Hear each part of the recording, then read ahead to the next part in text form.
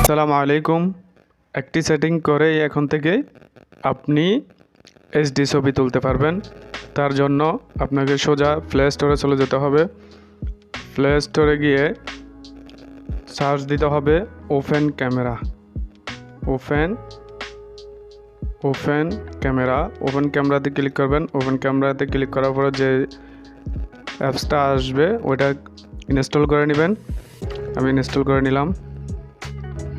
একটু সব ইনস্টল হওয়ার পরে ওপেনে ক্লিক করবেন। ওপেনে ক্লিক করার পর এখানে অ্যালাউ আছে, অ্যালাউ দিয়ে দিবেন।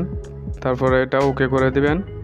ওকে করার পর এখানে কোনায় রয়েছে সেটিং আইকনে ক্লিক করবেন। সেটিং আইকনে ক্লিক করার পরে এখানে নিচে রয়েছে ফটো সেটিংয়ে ক্লিক করবেন। ফটো সেটিংয়ে ক্লিক করার পরে এখানে উপরে রয়েছে ক্যামেরা রেজুলেশনে ক্লিক করবেন। ক্যামেরা রেজুলেশনে ক্লিক করার পরে এখানে 3 নাম্বার অপশানটাতে ক্লিক করবেন।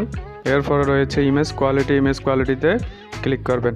ইমেজ কোয়ালিটিতে ক্লিক করার পর এখানে 90% রয়েছে, আপনারা এটা 100% করে দিবেন। 100% করার পরে এখানে আর কোনো কাজ নেই। নিচে আপনি চাইলে ছবিতে নাম অ্যাড করতে পারেন, তার জন্য রয়েছে কাস্টম ট্যাক্সে ক্লিক করবেন।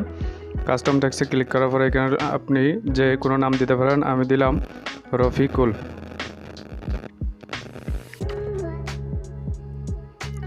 দিয়ে ওকে করে দিবেন।